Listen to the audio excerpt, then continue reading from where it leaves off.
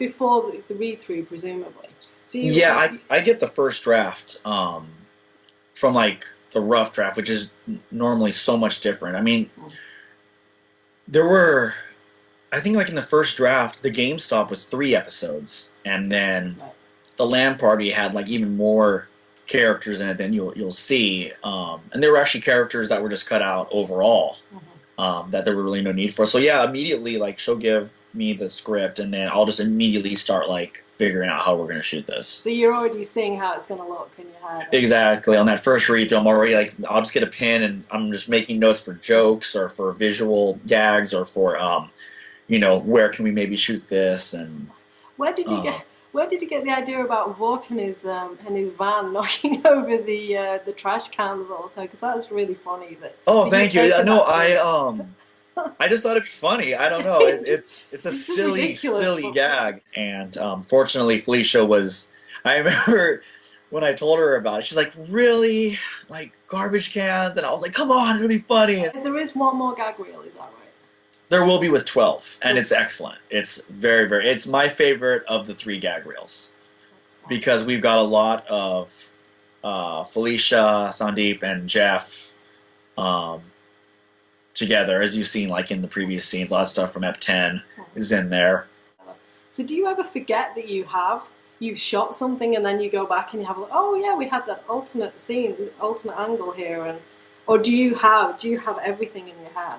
I usually have everything in my head. I'm usually really good about it. Even like when we are shooting, I mentioned this in another interview, but in season 2, I would get a lot of takes because I would wait till we had the perfect take. And then in season 3, I couldn't do that because of our time schedule. So what I would do is in my head, I'd say like, okay, take 2, the first half of that was really good.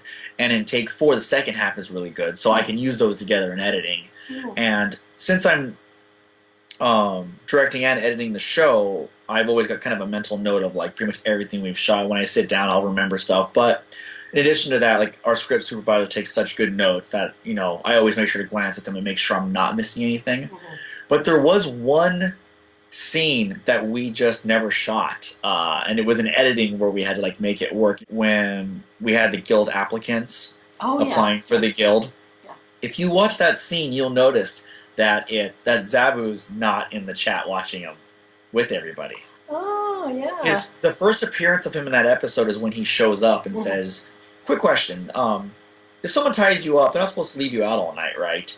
But that was something on set that we were just like, well, he's supposed to be tied up, so maybe he's not in here. But in the script, he was in the guild chat scene, so it wasn't something that we had forgotten, but we had decided that, we could have done without it. And then in editing,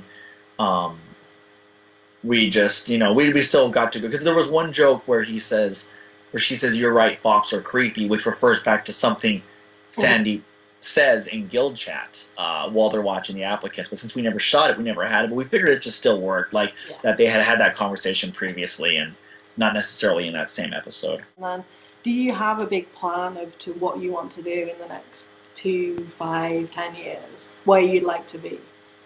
I definitely like to be, I've kind of gone through this progression of, kind of just going step by step, and starting off with, short films, making, short films for the web, then doing a series for the web.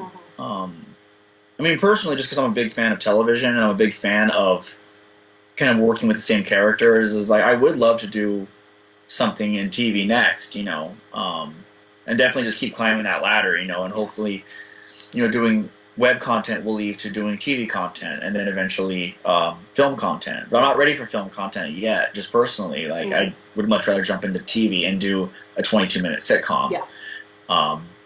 And see how I like that, and then, jump again.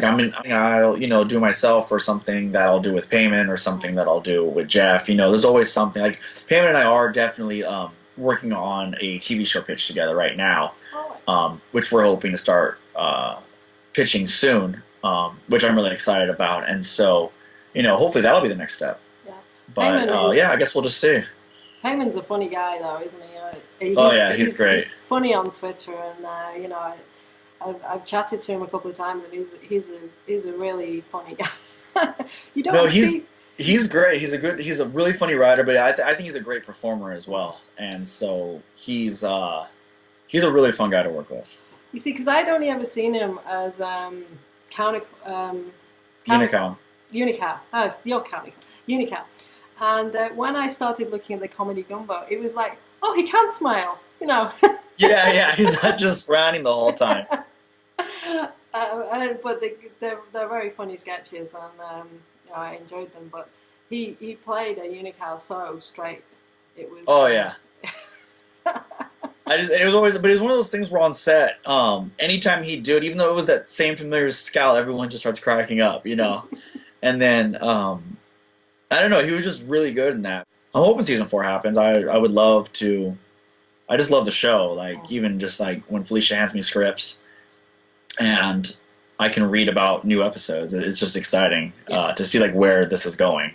Well, the Streamys was fantastic last year. I mean, like most of the Guildies, we watched it online as it was happening, and it was that was really special because we were there when it was happening in real time. Yeah, it was really fun to just be there and be a part of it, and like of course to see. I mean, I think the best thing about the Streamies is that we all won. If you think about it, like the cast won as a cast, and the show won as a whole. You know. And then, with the exception of Felicia, who won Best Actress, which is like the cherry on the top, because, you know, for someone who writes and creates a show, get recognized also for acting, just means that, like, kind of like all, you know, through acting, through cast, and through show, like, that was all of us.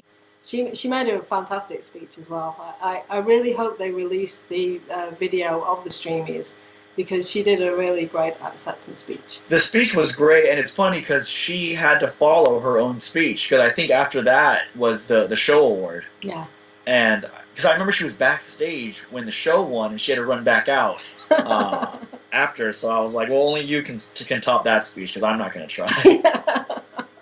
You won an award, you won an Emmy before Joss Whedon, so you should be really happy about that. Oh yeah, no, it was fun. I mean, it was... It really was. It was a crazy time though, because this was in 2005, and I almost didn't go, and my girlfriend she made me go, and she was like, "You should go." I'm like, I'm not gonna win, and then it won, and I was shocked. And did you make a speech? I did. I had to go up and make a speech, and I had nothing prepared because it wasn't one of those times where you're going, I'm not gonna win. I honestly thought, like, why would I? I'm going against like network shows, and like but they did. So what I did, it was so funny because I wanted to at least hear the announcement. So I had pulled out my phone at the time, and I had put it on like audio recording just to hear like Sean Becker, you know, all over the loudspeaker. And then when I won, I just froze, and I still held my phone in my hand as I got up, spotlights on me, I'll walk out, and I still had the phone in my hand. I had no idea what I was going to say. I forgot everyone's name who was involved with the project. And so I just get up there, and then they give it to you, and I immediately put it down because I couldn't handle like holding it. And I remember I still had the phone in my hand, and I had drawn a blank. So to break the ice, I just said, you know, my mom said that she was confident that I was going to win. I told her I wasn't, but she said that you probably won't remember this moment, so make sure to take a picture. So I'm going to take a picture right now. So I held out my camera phone, and then I told the right side of the audience to move in. I'm like, if you guys all just move in, I can't get everyone in. And then that loosened me up, and everyone was laughing. And I actually did take the picture. And then I kind of grounded myself, and then just was able to thank everyone involved, and just got the hell off the stage. Well, thank you very much for your time today, Sean. Thank you. This was fun. I wish you all the best for the future, and we can't wait to see what you're going to do next. Cool. Yeah, me too. Looking forward to it.